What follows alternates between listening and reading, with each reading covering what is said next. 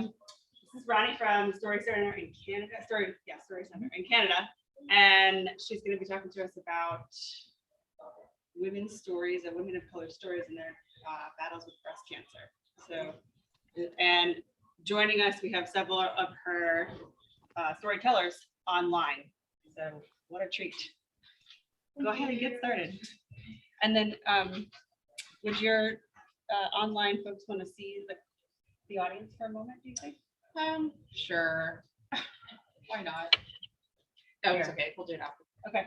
Okay, so thank you. I'm sorry about all the technical difficulties. Hopefully we will navigate through this project. I'm joined by my co-researchers online. All the names you can see here, I think most of them are here. We're going to see some of their stories throughout this and talk a little bit about the project itself. So you can move ahead, Nafeesa. So this is a little bit what I just said I'm going to do. So go ahead. So just a little bit of background. We did this project in a hospital in Peel region, which is just outside of Toronto in Canada. And this is just the demographic kind of breakdown. So you see that we have the highest percentage of racialized communities within the Greater Toronto area. It's a really diverse community. We work specifically with South Asian and Black women. And 1 in 8 Canadian women will be diagnosed with breast cancer during their lifetime. Nafeesa or Chelsea, do you want to say anything else a bit about this process or any of these things? Nafeesa? Yeah. Sorry, I was struggling with all of my buttons on my Zoom. Good afternoon, everyone. Thank you so much for having us. Rani, you've covered it with this slide, really focusing on the fact that we are in the Peel region of the Greater Toronto area of Toronto, Canada, and very much it's a perfect place to be able to do this study because of the communities that we are surrounded by. And as you can see, over 50% of the population in our region is of South Asian background, and over 15% is of the Black background. So our participants all came from those backgrounds. So thank you, Rani, for that. And 1 in 8 Canadians, as Rani has already said, will be diagnosed with breast cancer, which is really what pushed us as well, the magnitude of the issue to do this work. Yeah, and then I think you and Chelsea will discuss a bit about the design process and your end as people who work in the research side. Hi, Chelsea. Hey, yeah, I can explain a little bit of where the study kind of came from. This was a bit of a two-part study. The first phase of the project really was around interviewing women about their breast cancer journey. And it was their breast cancer journey specifically in Peel region in the hospital that we work in. When we actually spoke with people, we realized that everyone was telling us such important stories. And instead of us being able to kind of do a thematic analysis that we initially planned, being able to actually have these women share their stories through their words and whatever story they felt was an important aspect of this project. So in order to move things along, our project team actually didn't have much experience with digital storytelling, which is why we got in contact with the Story Center and we did a little bit of digital storytelling training. And then I think Nafeesa is going to talk a little bit about kind of what our recruitment process was. So how we actually brought together our co-researchers. Do you want to do that now, Nafeesa? Yeah, absolutely. I'm just checking to see if we have, okay, yeah. So thank you, Chelsea. The recruitment process was one of my favorites in this entire process, I think, because I got to meet the most incredible people who have become very close to us now. And so there were a number of methods that we looked at in terms of recruiting. And the first one, we looked at reaching out to people that we know. We looked at contacting our colleagues to see if they might have people who have had experiences with breast cancer and have been in our region and have received services in our region. We also utilized social media. So we looked at LinkedIn in order to solicit interest and participation, as well as Facebook and Instagram. And although there was interest from various areas, what was most successful for us was really the one-on-one contact. So the personal emails that we sent out to our colleagues, and I took on quite a bit of the recruitment process, and found that most successful were contacts within the community, within other colleagues in the nonprofit organizations. And so our participants really come from a wide array of our contacts, and have really been well situated that way. So our recruitment process, like I said, very, very powerful one, in that we got connected with other people, and then the next step was, of course, contacting them by phone and email, finding a time to meet with them personally. This was the pre-COVID world where we were able to jump on a date and meet with people. So the next step after securing everybody of the participants was physically going in, and so most of the interviews were done in their homes. So I had the pleasure of going in and meeting people firsthand in that way, and spending hours with them and hearing their stories. A few of them were done in public spaces, and so that was a combination of all areas within our Peel region based on what was convenient for them. So the recruitment process, once again, we were successful, having leaned on the support of other colleagues that we knew, and the word of mouth was very, very powerful in who people knew who had gone through a breast cancer journey, and had received treatment within our region. Great, thanks. And then, so because of COVID, we moved our project online, as most people can understand. So we did it over 7 sessions, and it was, we were at plus one-on-one sessions in between with the storytellers to help them really fine tune and complete their stories. We worked with an amazing co-facilitator, Denise, who cannot be here today, Denise Kamani-Gant, but she was incredible. And all our co-researchers / storytellers, I think most of them are here joining us. So you're gonna hear from them. We want to keep this pretty conversational in tone. So we want them to speak. It's their project. These are their stories. They did an amazing job. So we're going to show you, I think the next picture is just our team, so you can get a nice little picture of us on Zoom. Yeah, got to meet some of these amazing women last week. Was it last week or the week before? We had lunch together. So I actually met them in person for the first time, even though, we feel like we knew them so well over the last several months working together. But yeah, I think next we have some of their stories. So we'll invite each storyteller to speak a little bit if they're here. I can't see who's all here, but if you're June, if you're here, unmute yourself and introduce yourself. Hopefully we can see you on the screen. Is June here? Yeah, we can tell. I'm here. Oh, yay. I don't know how to get you on there. Oh, there you are. Awesome. All right. Do you want to say anything before we share your story? I'm just really happy to be here. I did my story because I wanted to reach other women who may be in the same situation as myself. My story focuses on, as the title says, my reason. When I was diagnosed, I knew that there was a reason why I was going through this battle, but a bigger reason why I had to survive, and I had to live, and I had to be here.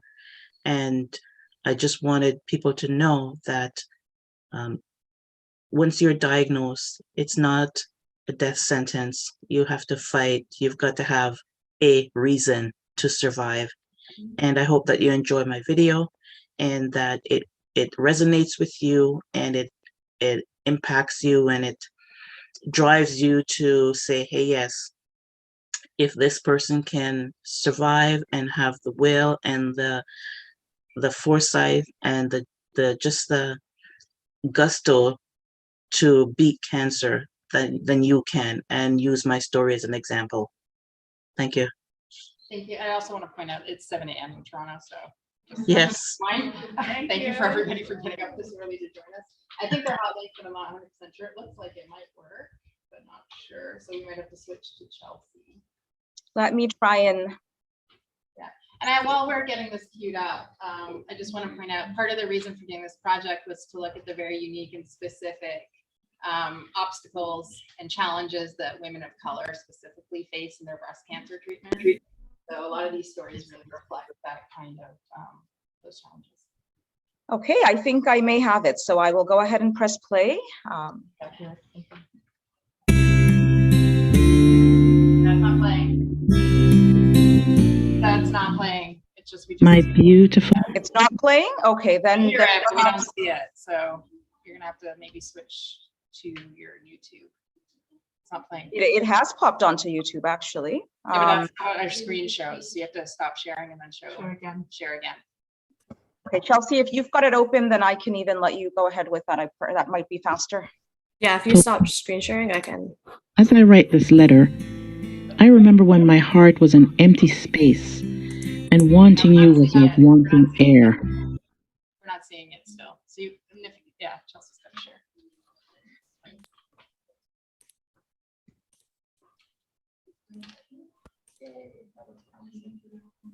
Nafeesa, give me a thumbs up if you can hear it. Oh, that's not. Or That's I can see. It's not June's.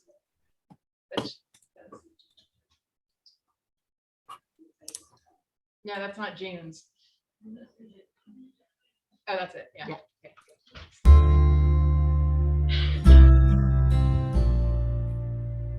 My beautiful Peach, as I write this letter, I remember when my heart was an empty space and wanting you was like wanting air. I prayed for you. My dream became a reality the day I met you. You came and my life was never the same. Thank you for capturing my heart and holding it for ransom. 12 years of happiness with just the two of us was shattered by an undesirable intruder. An unwelcome cancer had intruded in my body. This was the battle for my life. We held on to faith and hope that we would have many wonderful years together. There are no gold medals for worrying, so instead I placed my hope and trust in tomorrow.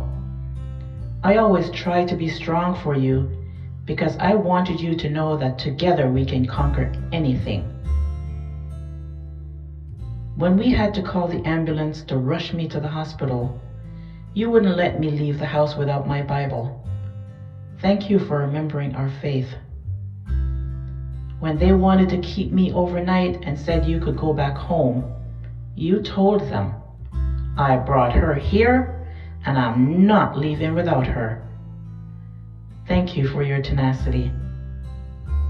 When all my hair fell out, you put your head on top of mine to give me your hair. Thank you for protecting my crown. When we had visitors, you made sure my wig was on just right. Thank you for making me look amazing. When you thought you could take care of me all on your own, thank you for thinking you were grown. When treatment dried out my skin, thank you for being my caretaker. When everything tasted horrible and you made me tea, or rather sugar with tea, thank you for being my barista. When I celebrated my last radiation treatment, thank you for being my videographer. When the best day came with the announcement we had all prayed for, thank you for being my loudest cheerleader. When my hair started growing in, you smiled.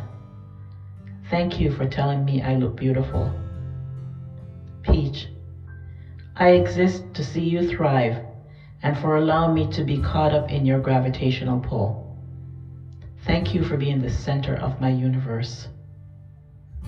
My test is my testimony, and I thank you for being my reason. Love, Mom.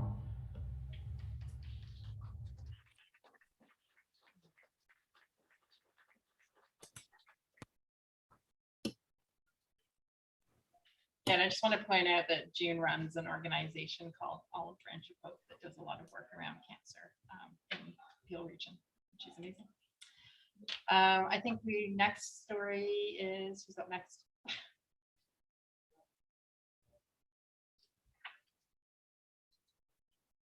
Chelsea, who you got next? We'll just go in any order. Next, we have Andrea. Andrea, would you like to share anything about your story? I see she's there. Sure. Good morning, everyone. I am happy and excited to be here. My story is basically based on my cancer journey. It's been 11 years cancer-free, so I'm very excited.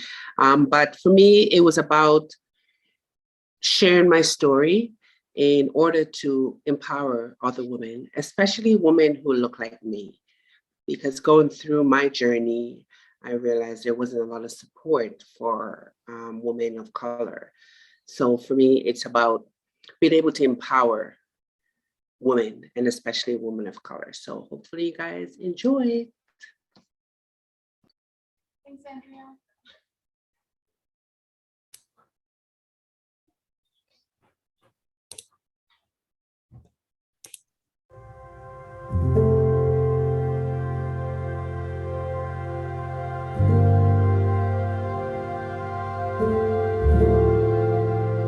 My sister died of breast cancer, but she didn't have to. She kept her challenges and fears to herself. Black women are often seen as the pillar of their families and communities, always taking care of others, and that's exactly how she was. She was raising the kids and taking care of her family. She didn't have time to deal with what was going on with herself. It's not that there's not help in the community, it's that we don't reach for it. We were never raised to look after ourselves, and we were never really taught about the importance of self-care. It was a week before my 40th birthday and a year and a half since my big sister passed. I felt a lump in my left breast. I still went ahead with my birthday celebration, but did not tell anyone what was going on. In the back of my head, I was like, what if I have cancer? I wasn't going to seclude myself like my sister had. I was going to be open with my kids no matter what. I asked my daughter, who was 19 at the time, to accompany me to my appointment. I'd already had a deep feeling in my gut that it was breast cancer. But why me? I couldn't wrap my head around this question until one day I got the answer. I was in the bank, the manager and I struck a conversation, and my illness came up. He said to me, regarding my big sister passing away from breast cancer, did you ever think that going with her through her journey was preparing you for yours? Bingo! The light came on. Now I get it. I promised myself to talk about this and give back. Be my sister's keeper. I'm open about my cancer journey. People see the scars on my arm, and I'm happy to answer their questions. I share my personal story and provide support and encouragement to women who look like me as they go through their journey. Cancer doesn't need to be a death sentence. The other day, I was reaching out through my car window to get my coffee from the Tim Hortons drive-thru. I had my lymphedema sleeve on. There was honking from the car behind me. Why is that person honking, I thought. And then I saw her. A black woman put her arm through the window and waved at me. And I saw she too was wearing her sleeve. Oh wow, one of us. I honked and waved back. I am a part of a community.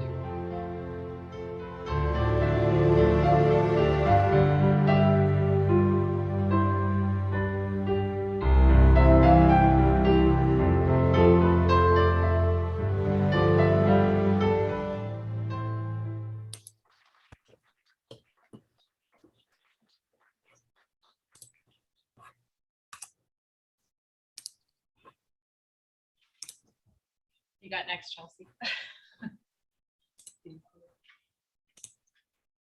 Next up, we have Maxine. Maxine, do you want to introduce yourself and maybe share a bit about your story?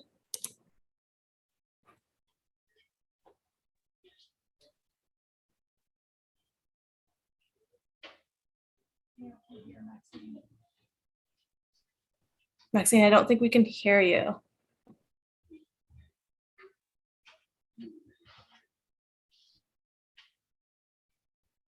Her mic is on, but it's just that it's not coming through.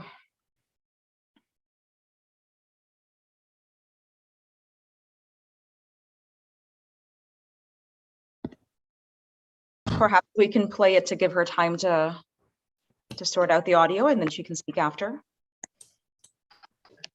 Yeah, let's try that. Can you hear me? Oh, yeah. You got you, Maxine. Yeah, we can Yeah, hear you, Maxine. Yeah, go ahead. Hello. Hi, good morning. Go ahead, Maxine. Hi, good morning. Okay.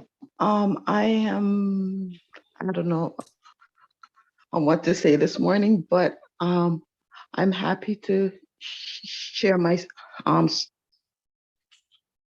story, and I hope you enjoy it.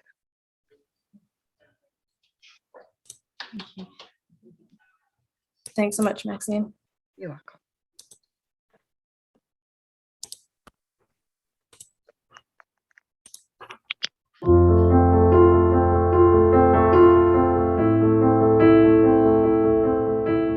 Dear beautiful body, we have been together for many years. I'm sorry you had to go through so much. You were so strong when I thought I was going to fall apart. You have healed well from all the bumps and bruises I've gotten along the way. I would lie in bed for days unable to get up or do anything. I was in so much pain that I started to disconnect from you. I felt like I was going to die, and at that point I was okay with it. You were helpless because cancer took so much from you.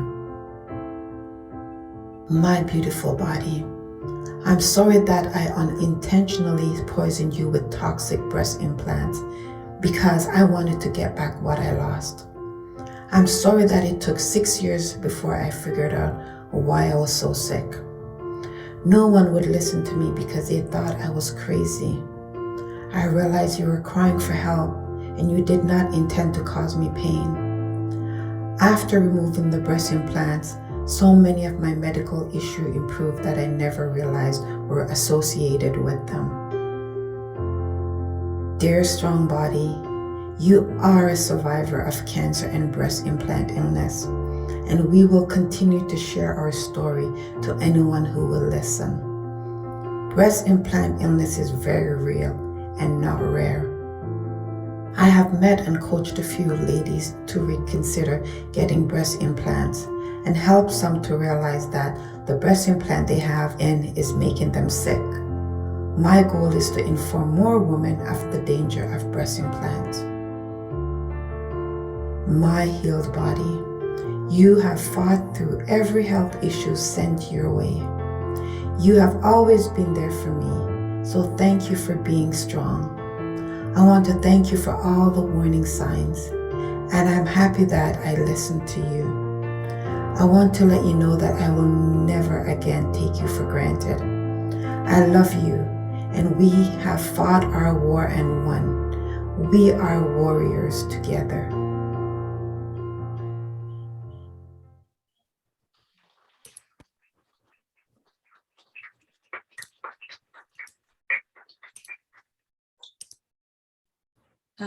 Next up, we have Shakila. Shakila, do you want to introduce yourself and share anything?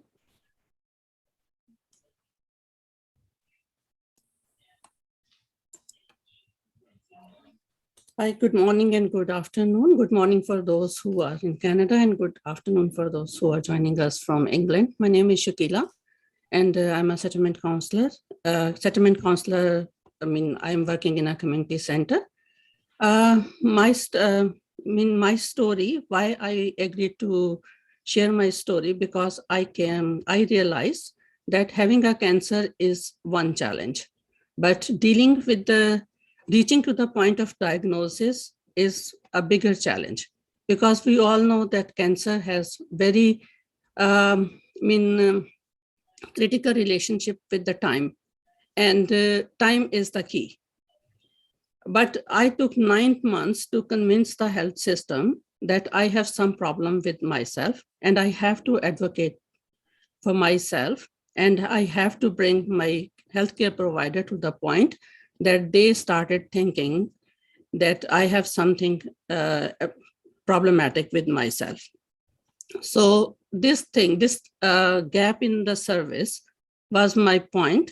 And I thought that, okay, if I have advocated for myself, if the women, if the public in general and the women in particular can advocate for themselves, they can also save their lives, as I was able to.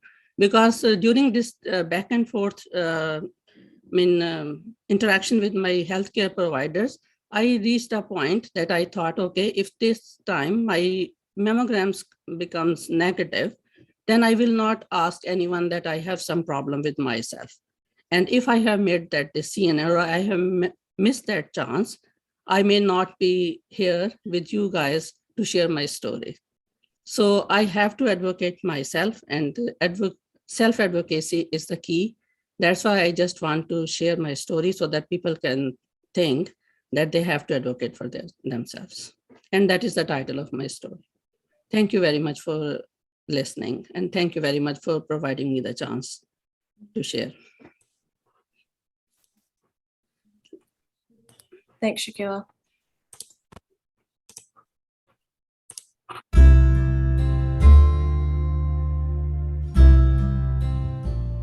My husband called at 10:11, the day of my official diagnosis. However, I had so many clues before that which I just needed someone to pay attention to. I have a neuropsychology background. My husband was a doctor back home, and my daughter had a degree in health sciences and started medical school. All this gave me a strong knowledge base of the human biology, and due to the virtue of working at a community center, I had a good understanding of the services and the healthcare system because I had to navigate it for my clients several times. I had some pain and tickling sensation in my breast for almost 9 months. My family doctor was a male, and being a South Asian Muslim woman, I was uncomfortable talking with him, so I went to see a female doctor at the walk-in clinic. She examined me and told that it is muscular, take Brufen and go for a massage. Soon after, pain came back, more intense. I went to the same doctor and was told the same thing. This time, instead of coming back, I insisted that having a family history of breast cancer, I need my peace of mind and please do something. Finally, she ordered an ultrasound, which showed nothing, but my pain was getting more intense. Meanwhile, I booked my annual physical exam with my family doctor. At my follow-up appointment, he told that I was doing great, but I shared my concern regarding my breast pain. As my annual mammogram was already booked, doctor advised me to wait until its results comes in. Being a talkative person, on the day of the exam, I kept on talking and requesting the technologist to be more vigilant because of my abnormal sensations. When she was taking images of my left breast, I noticed change in her expression. She raised her eyebrows and told that she needs better picture. She started asking more targeted questions different from the usual ones and brought some attachment for the machine. I received a follow-up call for a biopsy and the ultrasound next day. Everything moved quickly from there. Things were changed for me. My treatment doctors and the nurses always appreciated my perseverance and shared my results because they knew that I would want to know what was going on inside my body and that I knew how to take control of my health. We really worked like a team. My hope is that there are more female surgeons to make women, especially Muslim, feel more comfortable about sharing their problems. Now it is almost 3 years that I am cancer free.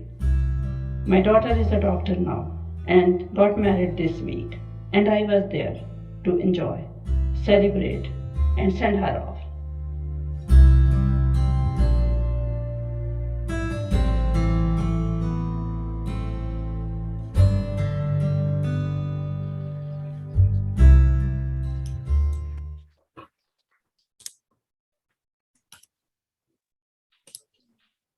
And next up, we have Debbie. Debbie, do you want to introduce your story?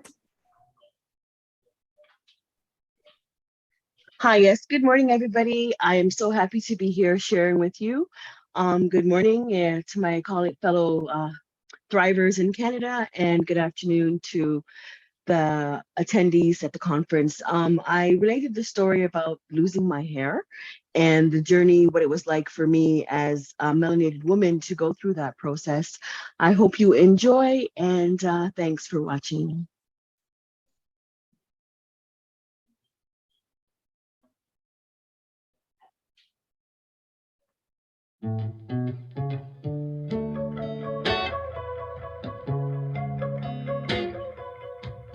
You know you're going to lose it.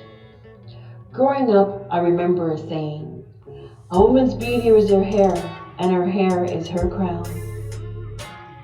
As a child, hair care was an all-day affair. Mom washed, dad blow-dried, as I sat on the floor watching Soul Train.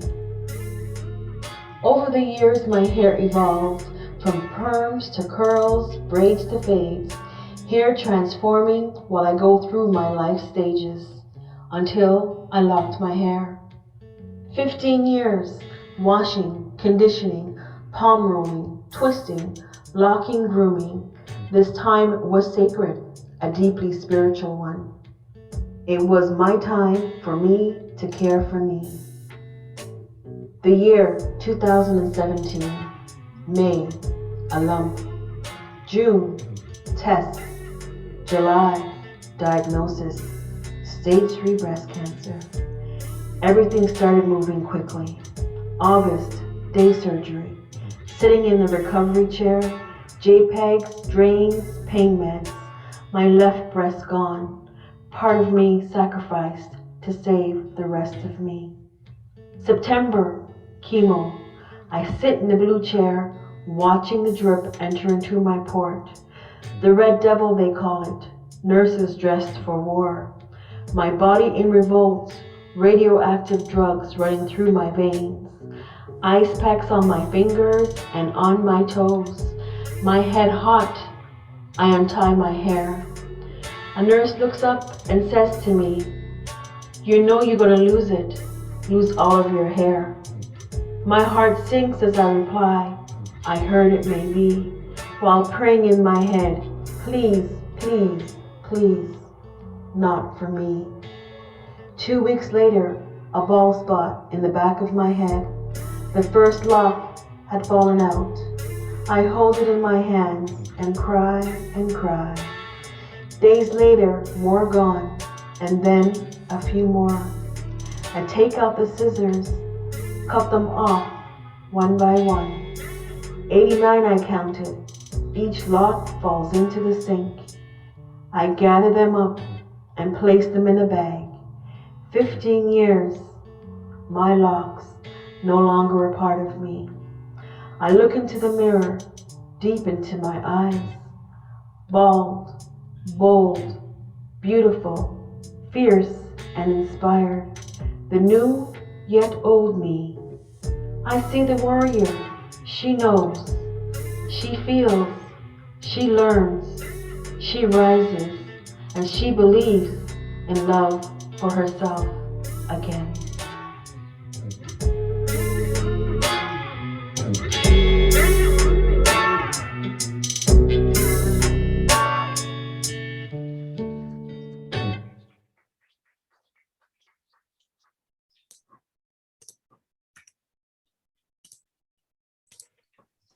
Next up, we have Geeta.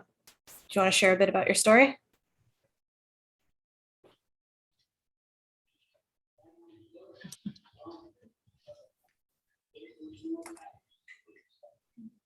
Hello.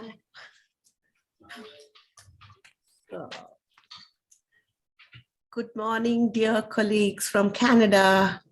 Good afternoon, attendees of UK conference. Hope everybody is doing well. So I'm so glad and be blessed to be part of this sharing storytelling technology as well as storytelling of my life. So my story tells everyone how important the support system plays in our life. It helps us not only physically, but as well as mentally, that's the reason which keeps me going positively after going through cancer, not once, but twice. I feel life is like a rose where there are thorns on it, but it doesn't stop spreading its fragrance. Thank you very much for sharing my story, as well as hope it takes a lesson from it. Thank you. Have patience. Thank you. Thank you. Hope you enjoy the story. Thank you very much.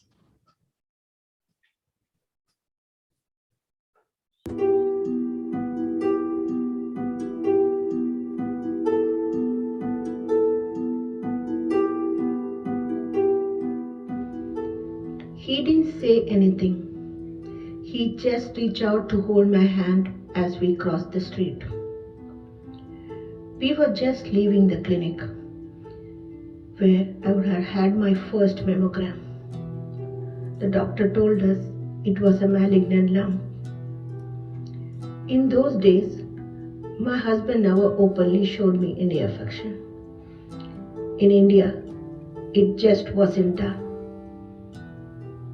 When my hair started falling out in patches, my husband shaved my head so I'd be more comfortable. He wasn't usually open about expressing his love, but now he would say to his parents, "See, her face is glowing. She looks so beautiful." I had my family, especially my mom-in-law, supporting me by helping to take care of the situation. After my surgery, she sat with me, washed my hair for me. She took care of me when I needed her. When I had to go for my chemotherapy sessions, she would get up at 3 a.m. to make my lunch. She would peel the pomegranate and pack the seeds in a box for me. We got through my cancer together. Fast forward, exactly 10 years later, I'm now in Canada, and I get the devastating news that I was diagnosed with breast cancer again. I'm sorry, our family has to go through this again. Don't worry, my husband immediately told me. We are going to get through this the same way we got through it last time. But this time, I was without the support of my mom-in-law, as she passed away a year before. My husband turned out to be very supportive as usual. My daughters helped out too. Whatever help my husband needed, they were there. Every day is beautiful. I have learned to look at the things I used to take for granted as blessings. The shoes I put on my feet, the hot water for my bath, the wings on a bee. Just last week, my husband, who has a fear of heights, arranged for a helicopter ride over Niagara Falls for my birthday. Oh my God, that was amazing.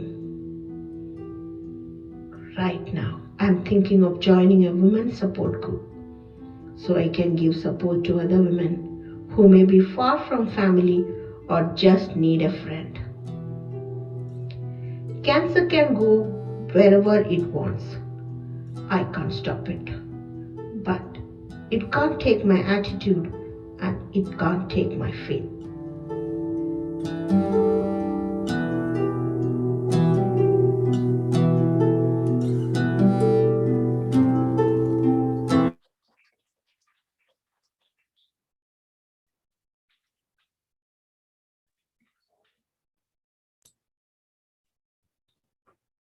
Thanks so much, Geeta. Our last story is from Nadia. Nadia is not here, so I'll just let her story speak for itself.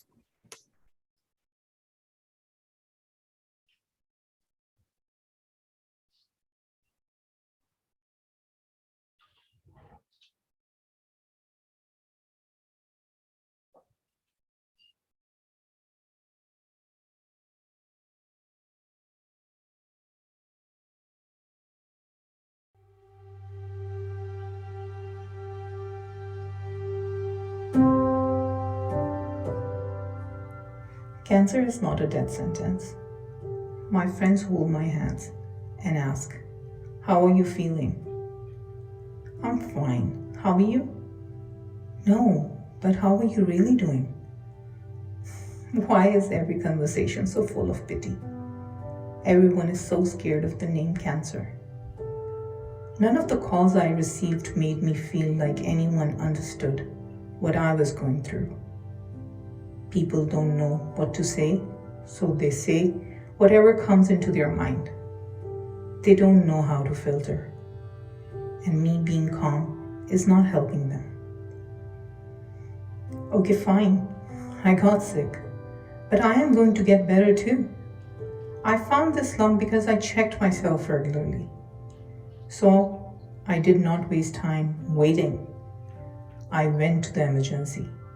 They seemed surprised. "Why are you here? There is nothing visibly wrong with you. If you found a lump, you should be waiting for a doctor's office to contact you." I told them, "Please, help me. I'm scared. The doctor recommended to me is away for a month. What if the lump gets bigger?" I was lucky. I was sent to see my general surgeon a week after that. Then things went fast. Biopsy, results. It's cancer. I understand cancer. Now what? What will I have to do? Surgery, chemo, radiation, testing, some more semi-painful procedures. During my chemo, I was throwing up and feeling sick. Losing my hair. I thought, "Oh God, why me?" This was the only time I cried. It was the first time I felt helpless. Just for a few seconds, I thought of the past, present, and what the future will be. I pretended to be brave for my husband and kids. With my family back in Pakistan, they are my biggest support system. The nurses became my family. The doctors were my friends. Time flies. It's been 4 years now. I'm healthy, cancer-free. I might have lost my hair, but I gained friends, an amazing support system for which I am forever thankful. The Creator knows your limits. He won't give us a test that we cannot bear. So whatever difficulty we are facing, know that we will overcome it. I remind myself to say thank you, God, for all you have given me. I tell myself that I am a survivor, a fighter, and I am vigorous.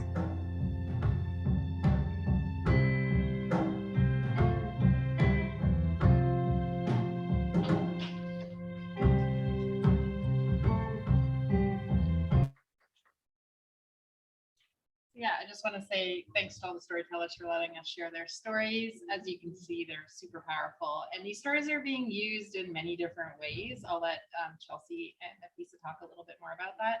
But they're really advocacy pieces. They're learning tools. They're showing them to the doctors and to other healthcare providers in the hospitals who work with women of color and breast cancer. Because things need to change a little bit. We're hoping to change the narrative, and this is just a little step in that direction with this project, and there will be future projects with that. But I think we have a couple more slides that show that. Nafeesa, Yeah, I'll go ahead and screen share. If you want to, you or Chelsea want to say anything about them. I have to skip through all the people. I will skip through all the people. Now it's playing, yeah. Sorry, my video is playing once again. Oh, good old technology. Yeah. It's great. Okay, let me see if I have. Okay, let me reshare that perhaps. But Chelsea, if you had any insight while I get the slides back on, and then I'm happy to share a few words as well. I think we see your slides. But Do you see the slides? How come June I one. don't see the Oh, on slides? June. So you're gonna have to scroll down. Or stop sharing. Is it moving now? Yeah, keep going down, down. Wonderful. Okay, I couldn't see my slides for a while. Okay. All right, there we go. Absolutely. Just to echo what everyone said in the chat box, and I think lots of great comments in the chat box. So I encourage all of our storytellers to take a peek at that as well. And like Rani said, thank you so much to all of our storytellers. This project would not be anything without all of you and your voices and your willingness to share and your strength and your resilience that you bring into not just this work and this project, but to life every single day. In terms of strengths, challenges, and next steps. So strengths, many for those of you, and today we are at a conference where other people are familiar with the digital storytelling methodology. So I definitely don't have to sell that one to anyone here today. It's a wonderful method and one that was new for myself and my team, and one that we found a lot of merit in. Inclusive, we found it to be strengths-based. And we found it to be supported the personal and community connections. Like I mentioned with the recruitment process, community members were the people that I relied on most in order for us to be successful with our recruitment. So it was really nice to have voices from the community itself. The stories are created and they're owned by the community, by the individuals that you're seeing on the video. It is their story. And so this, I think, was very important as well, that we got to play a small role in facilitating voice and advocacy and activism that you can see demonstrated in all of the stories. And in terms of the third point, I think is very important here, local knowledge insights as catalysts. This was genuinely and authentically a co-design project. Social action, when we think about service improvements, which are so important, like Rani mentioned a minute ago, there are some changes that need to happen within our healthcare system. And I think that goes across the pond for any healthcare system that we were speaking about, and a systems change that we have to acknowledge. And also the last point, I think very relevant for the pandemic and the past few years that all of us have lived through, thinking that this methodology can be adapted for either in person or online or even a hybrid format in which we are doing the presentation here today. So lots of strengths in terms of that. A number of challenges, and I don't think they're unheard of for projects of this nature, in terms of time and funding and sufficient resources. Important to have those in place, of course. Reflexivity and flexibility required. As qualitative researchers, we are looking at adjusting our research practices as we approach participatory community-based initiatives in a new way for some of us. And the third one, I think, is also very important, where we are not just introducing, but also socializing innovative storytelling. And this methodology of the co-design, which for some people is not something that they're very accustomed to when we think about research methodology and so forth. And so there may be an amount of time that is needed for healthcare organizations to become very accustomed to this design. In terms of some takeaways, and again, we had many, and these are just two of many. As we look at this method of creativity, of connection with our community, with the people that you see on the screen today, ownership, advocacy, it really genuinely is a method where we are looking at inclusive research, where we're looking at knowledge sharing, where we are looking at co-designing cultures for equity deserving communities. So very important to be able to elevate the voices that are so important and that make a difference, I think, for so many of us. Empowering community members and helping build capacity is so important, whether it be for social action, whether it be for social justice, or whether it be for bigger system change. So I hope that you can, for those of you that are attending today, see the power of these stories. and see the kind of impact that it can make. And each one of these stories have a message, and more than one message in many of them, and they can be taken in so many different ways for the benefit of everyone. So in terms of dissemination, we've been attending conferences both locally and internationally, such as today. We are looking at, as you can see on the screen, looking at a manuscript where we are hoping to get a number of publications out of this excellent work that we can share with everyone, both community and our academic circle. And these manuscripts will be genuinely co-researcher designed as well. So the voices of everyone in there.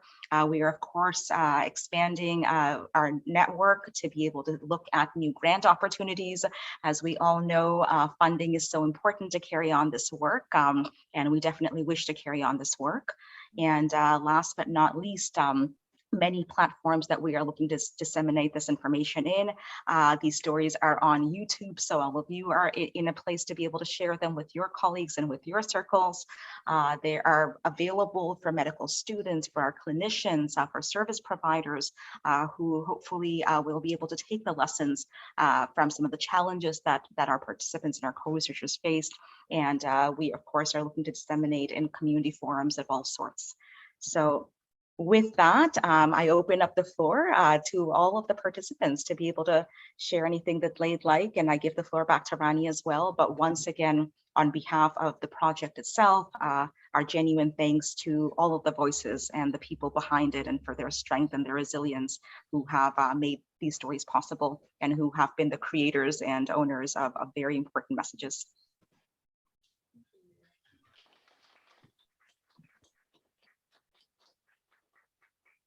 Point out that we call, they're not just our storytellers, they're our co-researchers, and they've been, part of every step of the process and how we're sharing the stories. That's why we have them talk about their stories. They're helping us make decisions about where to go with the stories, how to use the stories. As Nafeesa said, they own their stories and they're free to do whatever they want with them as well. Yeah, and I think they're still online, so if anybody has questions for anything. Yeah, we have about 14 minutes remaining in our session, so plenty of time for questions and conversation. Love that they're co-researchers. That's really amazing. There's online questions. Oh yeah, in our chat. Oh, something's gone weird.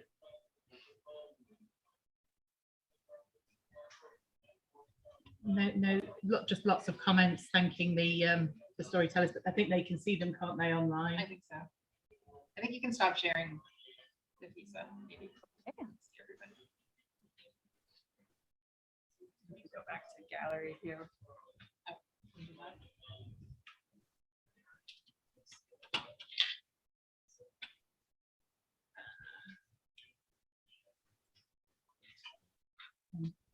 Oh, Absolutely. Yeah, no, we have the privilege of having them join us and at a very early hour of the morning. So anybody who has any questions for them, you can definitely put it in the chat box, or Rani can facilitate that as well if you're speaking in person.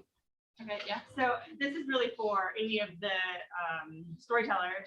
I'm curious about what the experience of being a co-researcher has been like for you. I don't know if anybody can hear that. What was the experience? Yeah. Okay, good. Anyone want to take that from our storytellers?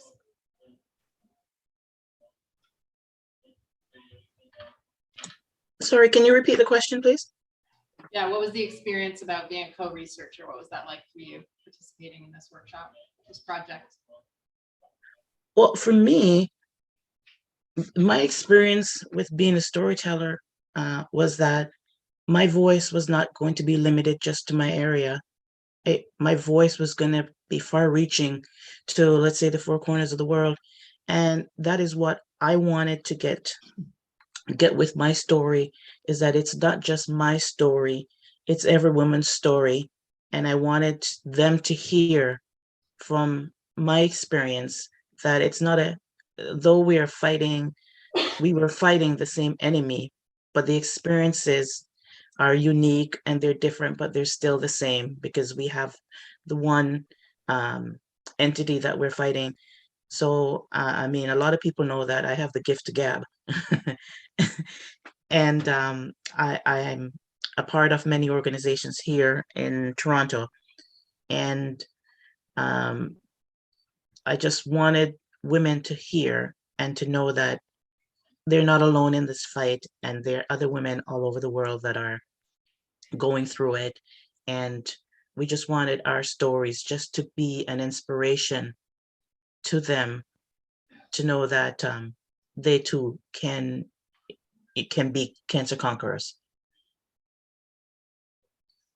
Thanks, Jean. Any other questions? I think everybody just wants to go for lunch at this point. Yeah, go ahead. Hi, this is Debbie. I would just like to share that for me, it was very emotional. And to be able to have a format to kind of relive the experience, but not through the same lens, and have the opportunity to really pull on some positive aspects and to see how far along the journey we've all come in telling our stories. And also what was really powerful is to really see some of the commonalities that we all shared in our stories, and being able, like, it was on Zoom and it was online, but there was an intimacy in the conversation that was very, very powerful and very moving for me. Like, I'm even tearing up right now, even just seeing some of the co-researchers online and not being in that format that we were before. And again, even the collaborators with Nafeesa, Chelsea, Rani, Denise, Liz, their support was like extremely welcomed.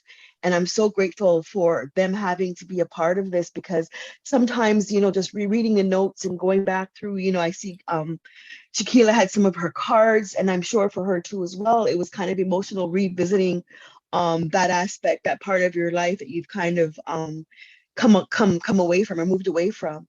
And also it reminds us that every day we are so grateful and we are so blessed to wake up and open up our eyes and to see that our stories are being shared, and as June mentioned, going worldwide to the four corners of the earth. That is such profound gratitude for that. And thank you for allowing us to have this platform to share our stories. Hi, it's Andrea. Good morning or good afternoon, everyone. I think for me, being a co-researcher was different because it's my first time. I think learning the ins and outs of how to put together a video was also very interesting. But I think what it was for me was just being able to meet my co-researchers. We did this on Zoom, and being able to hear people's story. And as my colleagues have just said, to know that we all have a commonality, which is cancer, and we all cancer survivors.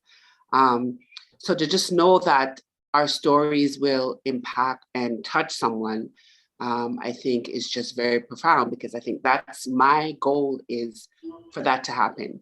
I went into this with a goal, a dream of being able to share my story and hopes that it will impact somebody and make a difference in their life. So to be a part of this is really great, and it's really amazing. And I want to thank the whole entire team, because without Nafeesa, Liz, Rani, and Chelsea, it wouldn't have made it happen. And to my survivors, girls, we're here. We're all survivors. And I am just so truly grateful, as Denise said, to be able to wake up every day and be able to have the opportunity, as I always say, to have a second chance at life. So thank you. Can I say something? Because I got so much emotional. Whenever we meet each other, we share the same emotion. When I was diagnosed, although before diagnosis, I shared my struggle, but since I was diagnosed, I was having this feeling that we need to talk about what is lacking in the system. So I worked with my hospital team as a patient, and I worked in a patient and family advisory committee so that we can come up with a curriculum for cancer patients to help them during the chemo and all those processes. So this was my second round of my participation, so that if my people who are being diagnosed or who are going to be diagnosed, they can have something from these stories, because we all share the almost same things: family support, our side effects, process of treatment, all we share the same. But the thing is that these stories, if some researcher or some doctors can look at the things that if they can save, because everyone was sharing loss of hair is a traumatic aspect of the cancer treatment, breast cancer treatment. If some researcher can work on that, how they can prevent the sufferers from losing their hair, because this is such an emotional trauma for everyone who is suffering from that, and acknowledging the family support and how important is the family support, we all know. So it is a good opportunity. It was a good opportunity under the leadership of Nafeesa, Liz, and all the technical support people, that we were able to bring all those different aspects of the same journey in different stories. So it was a good opportunity for us to raise our voices, to share our experiences, and to have some food for thought. So what this research can lead to for the future opportunities, for the future betterment of the healthcare system, and what else can be done with the cancer and all those type of illnesses. Thank you very much for listening to our stories.